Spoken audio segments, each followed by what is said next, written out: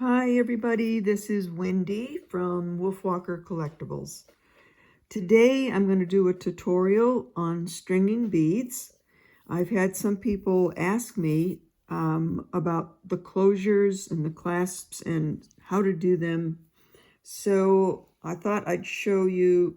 A lot of times this is what you're seeing these days on beads. You're seeing the clasp like this, and jump rings, and things are done on tiger tail. Lobster claws are very easily purchased online, anywhere you want to go. And inside, the people are using tiger tail, and that's just a steel wire with plastic over the top of it. It's pretty durable. It comes in lots of different gauges because you're going to need different gauges depending on the size of the hole in your beads. What I'm going to show you, because this is what I prefer, is the traditional method that you're going to see on most of the reservations. They like to use this hook and eye clasp and these bell caps. And then you can see there's a wire here that attaches the necklace to the clasp. So I'm going to show you how to do this part of the mechanism. And I'm going to also use sinew, not tiger tail, because it's a little bit more traditional. And also the beads move very nicely. They're very fluid. They're very soft. You can kind of crumple them all up, while the tiger tail keeps things pretty stiff. So this is on tiger tail. It's a little bit stiff when you do something like that. But when you're working with thread, like silk thread, cotton thread, linen thread, it's flexible. But I'm going to do the sinew. And sinew basically these days is not catgut anymore. Really what it is just thread, and then it's got a wax coating over it. So the wax coating keeps it soft, keeps it stronger.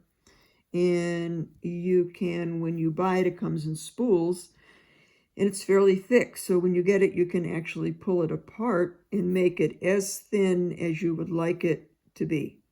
So I had to have a very thin one tonight because I'm using beads with very small holes. To make this a shorter tutorial and not an hour long of you watching my hands stringing beads, as meditative as it is, I'm not going to assume you want to stay online that long. So I went ahead and I strung half of the beads already, and then I'll just string the other half. These boards are really, really, really convenient. They're all marked with inches so that you can lay out your necklace and know exactly how long you want it, and also any patterns that you may be coming up with. What you don't want to do is end up stringing your whole necklace only to find out that it's lopsided because you only got 42 beads here and you got 46 beads over here, and it's all wonky. So I always start with my center, and this is what I've chosen for my center. And then from there, then I start stringing and I go all the way up to the clasp. So this is half, and this is what my pattern is going to be. I've got 11 beads here, so I'm going to have 11 beads here, and then the same amount of beads here, and the same amount of beads here up to my clasp. And this is going to end up being about 20 inches long. So now what I'm going to do is I'm going to show you what we're going to be doing up at the top. So this is thin sterling silver wire, and I just took a round nose pliers, I made a loop, and then the excess wire I just wrapped around 3 times. And that is what I'm going to be tying to the sinew beads.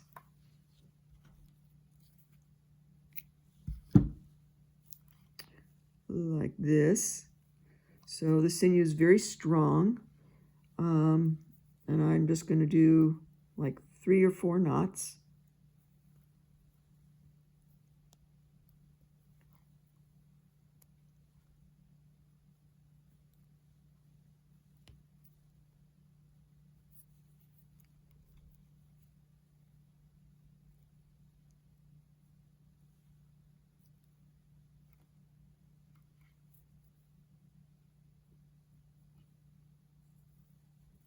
Like that. It is very, very strong. You can also, a lot of people will cut this off and then with a lighter, they'll melt just a little bit to make sure that it doesn't fray or come apart. Okay, so now the end is tied there. And then I'm going to take this bell cap and slide it down. And so the mechanism is up in there and you don't see it. It makes for a really, really nice looking end. Then this end is what goes into the clasp. And then you just do it again.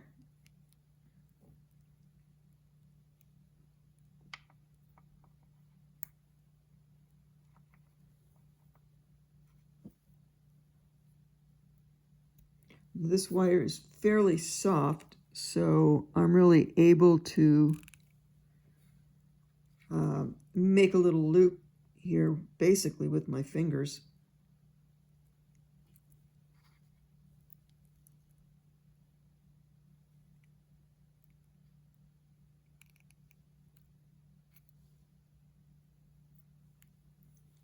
And then I'm just going to finish this off.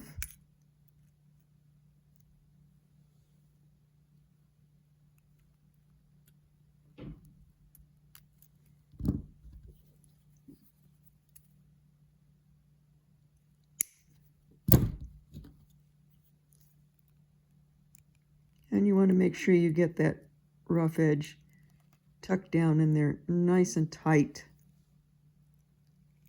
so that you don't have that rubbing on your neck.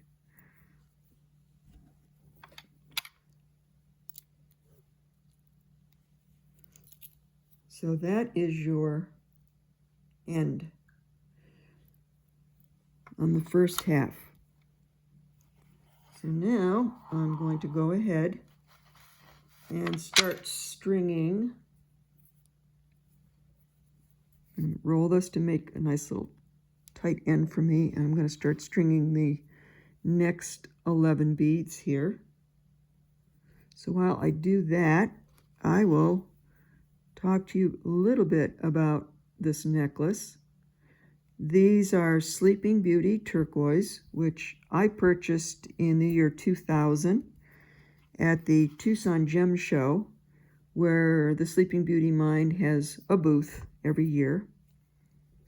And the Sleeping Beauty Mine started more than, 40 years ago. And then they shut it down for a while, and then they opened it back up. It's not really open to the public, as far as the public going in and doing any mining. But most of these mines do have shops, and you can go to the mine and then do shopping at the shops. And the nice thing about that is now you have provenance. You absolutely know that your beads are Sleeping Beauty mine beads.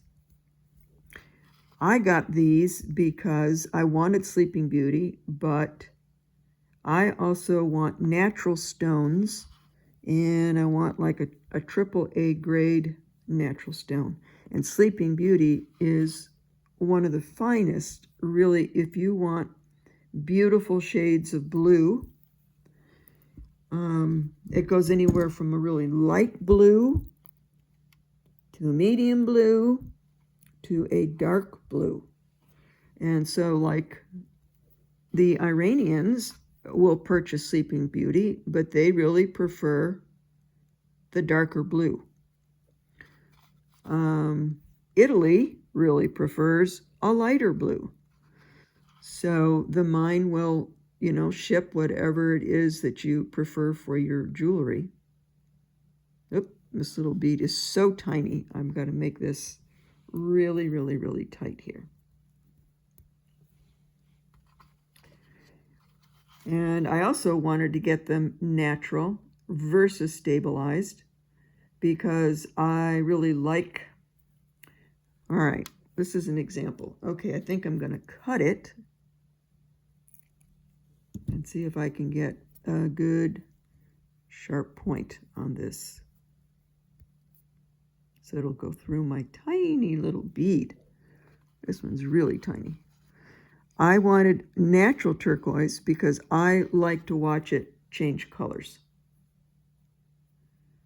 And on this necklace, when I show it to you, you'll be able to see that it starts out with the perfect blue, and then it goes into greens because I've been wearing it on my neck.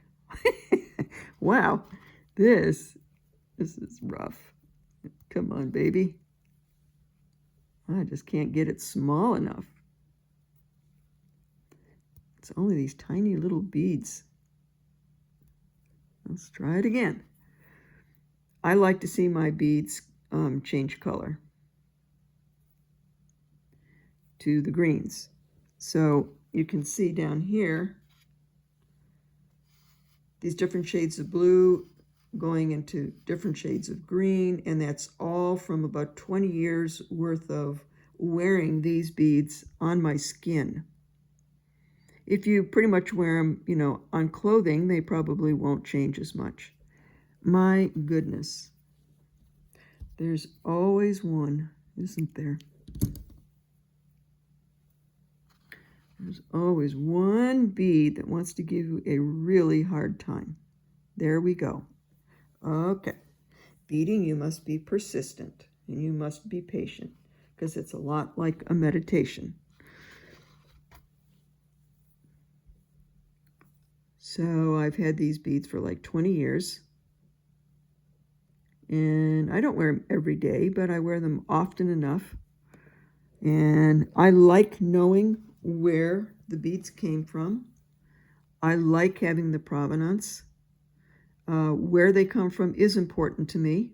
I know for many people it's not at all important, and that's just fine. And it does give you opportunity probably to buy a whole lot more. And if you're just buying for the fun of it, yeah, absolutely. What difference does it make? But if you're a collector, it makes a big difference because natural beads will always be worth more than something that's stabilized.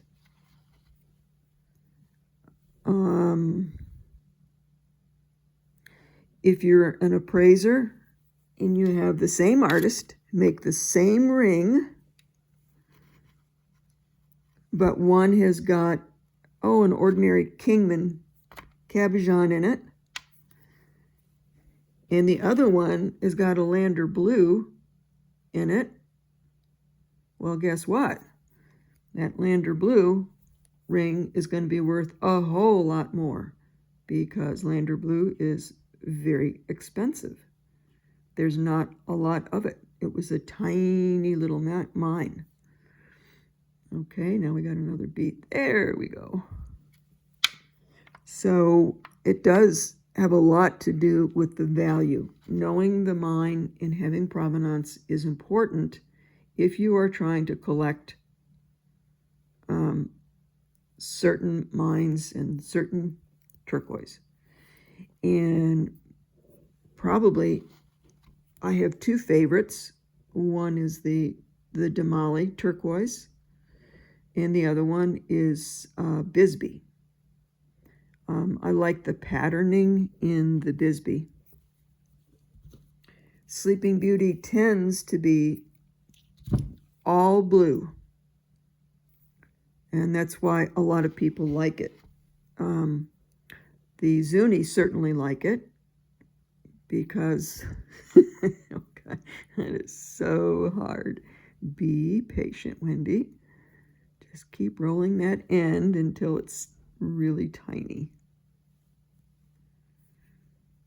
Because when they do inlay work, they want bright blues and bright red corals and white shell and black jet, and they don't really want anything with a pattern in it.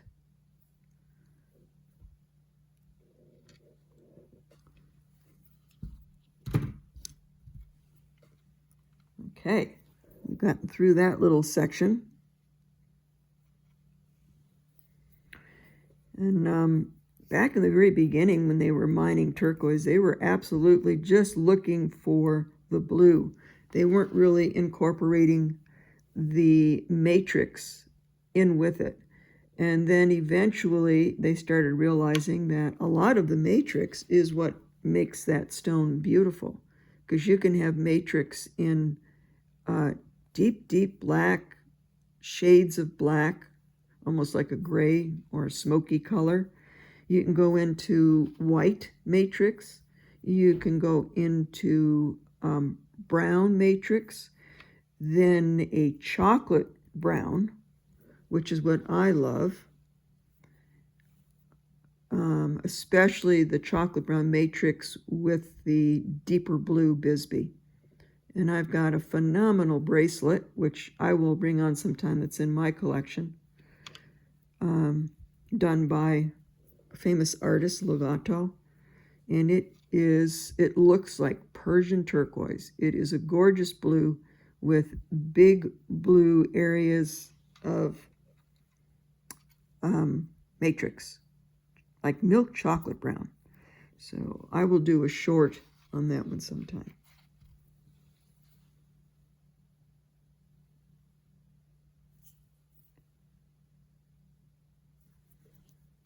Yep, it can be difficult.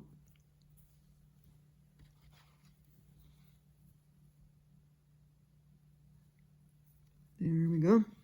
I wish I could do this faster for you all, but I just can't.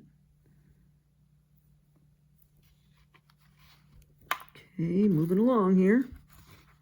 See, another nice reason for these boards is when you drop your beads, they're not rolling all over the floor.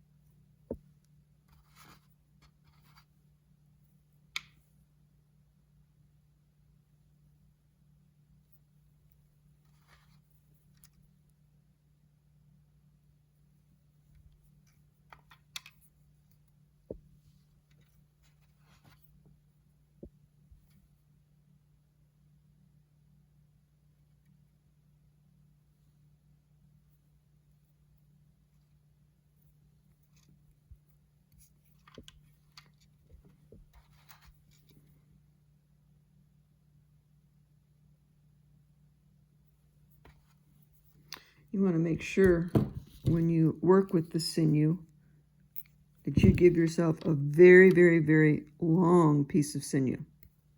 Because as you can see, I have to snip every once in a while.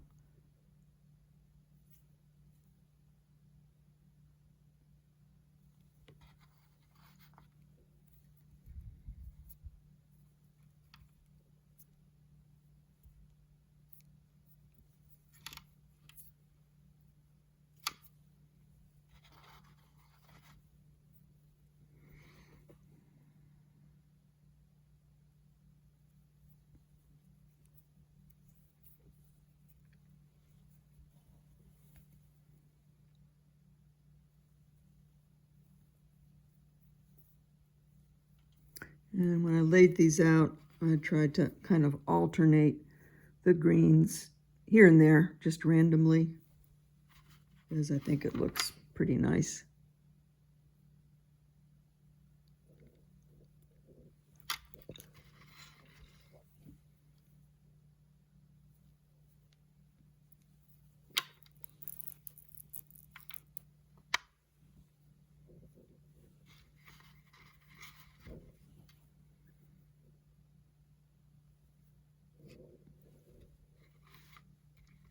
A lot of times with big beads, you can actually string 2 or 3 at a time. Too difficult with the little ones. The little ones are the hardest. So I managed to come up with the hard ones for you. What's even harder than this is coral, because the holes are so tiny in that branch coral. Very, very tiny.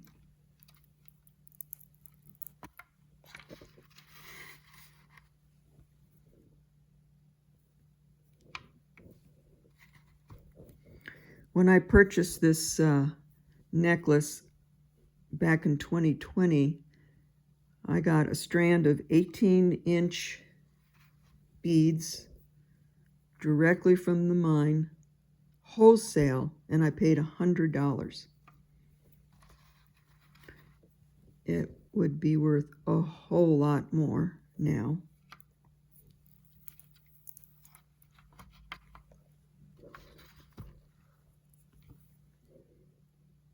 And the nice thing with beads is that you can restring and redesign anytime you want, because it's easy.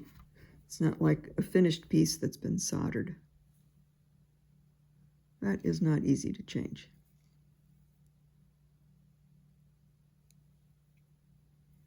Well, we're getting close to the end, folks. I think I'll get in pretty close to my half-hour tutorial.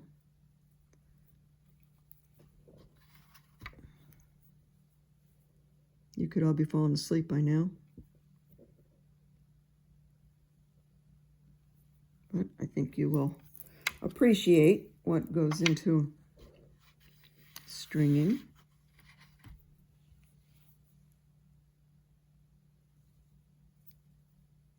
And since I'm a jeweler, when I go to estate sales or do repair work for people, I can do it and make everything look pretty good. So if I find something that's really nice but broken, that's okay, because I will go in and fix it. I've been doing bench work since I was in my 30s. So it's been a long time. Getting close, getting close. And then I'll just show you again how to finish up that end piece.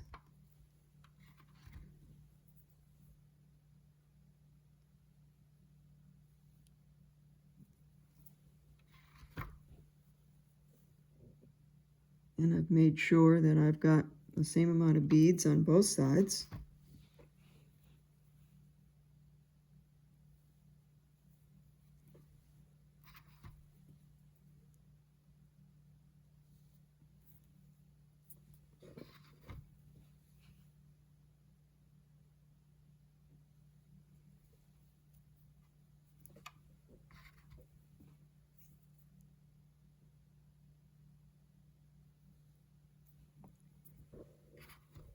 Okay, last one.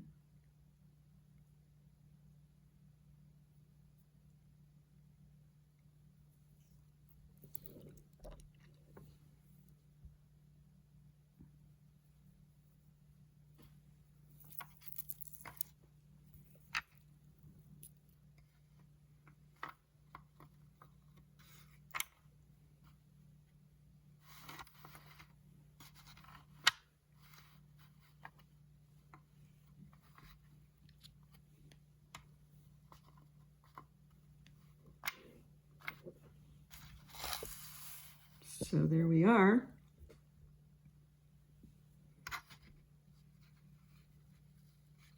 That's going to look really pretty. I think you can see the green that shows up here and there.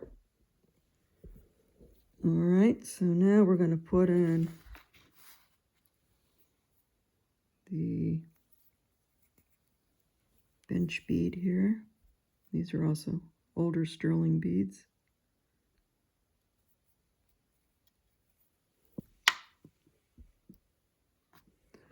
And then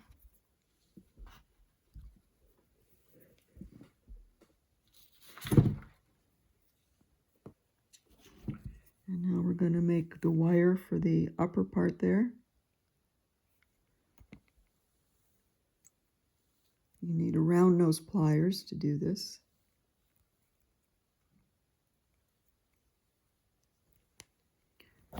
And my wire is very soft, so I can actually bend a lot of this right with my fingers until I get to the end.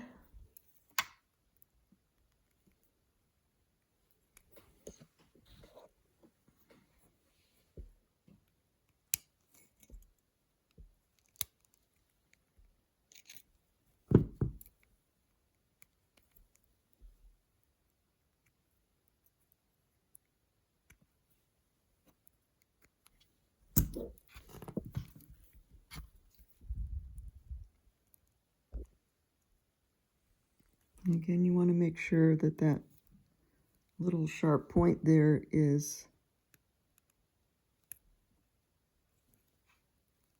bent down so that we are not going to be hurting ourselves.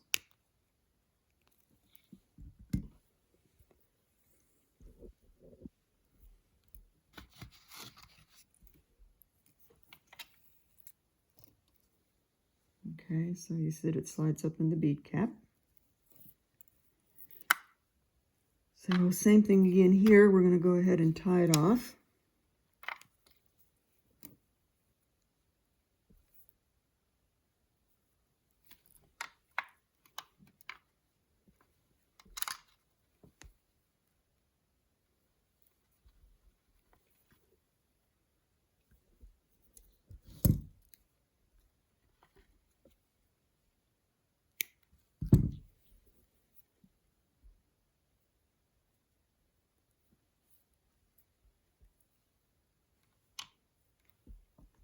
Whoops, forgot my bead cap. Hang on.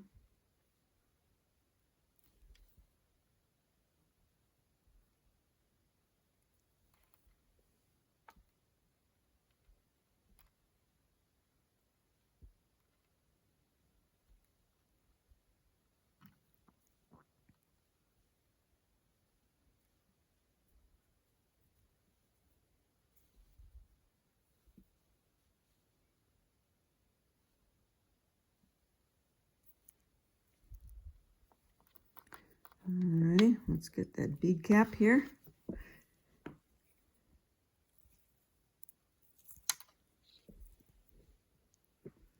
Okay.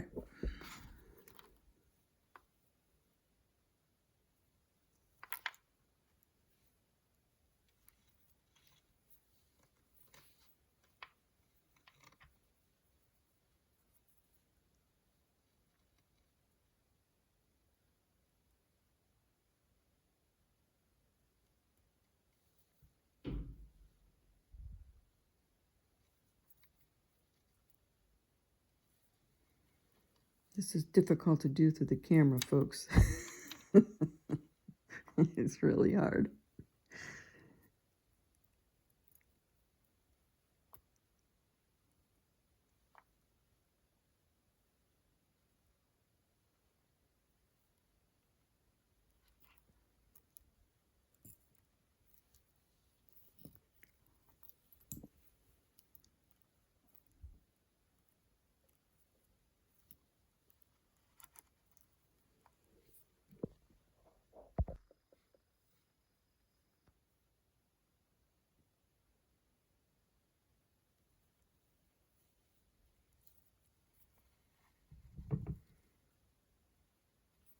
Okay.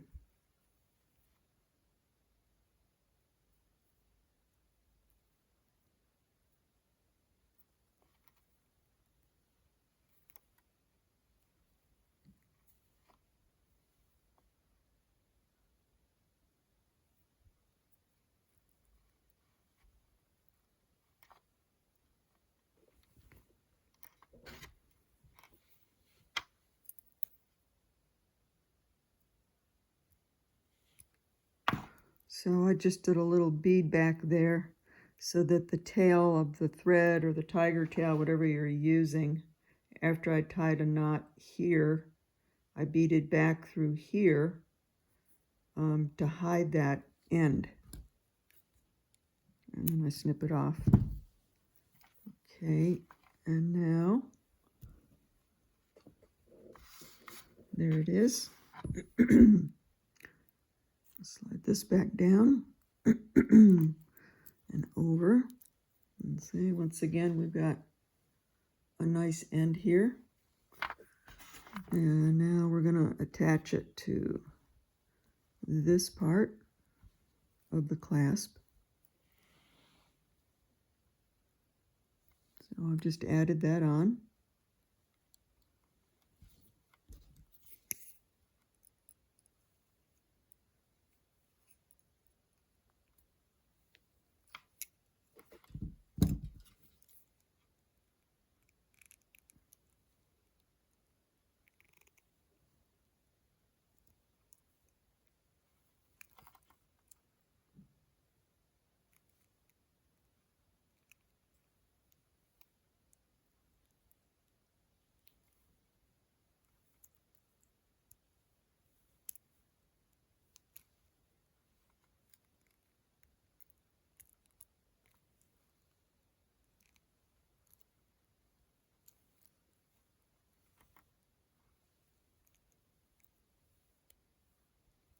And now I'm going to cut off this end.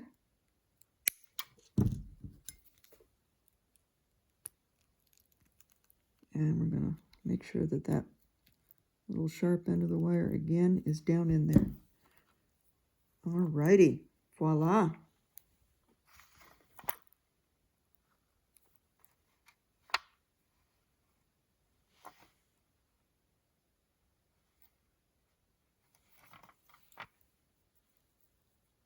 So, good. I wanted to make this half hour and just beat it. So, there is some beautiful Sleeping Beauty, turquoise, all solid blue. That's my favorite shade of Sleeping Beauty. Turning different shades of blues and greens.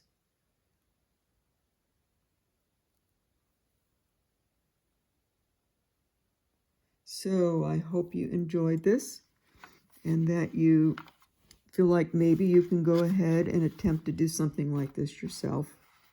There are easier ways. You can just get your different kinds of clasps and use the little crimp beads. But I wanted to show you how to work with these in a more traditional way. Thank you very, very much, and we'll see you again later. Bye.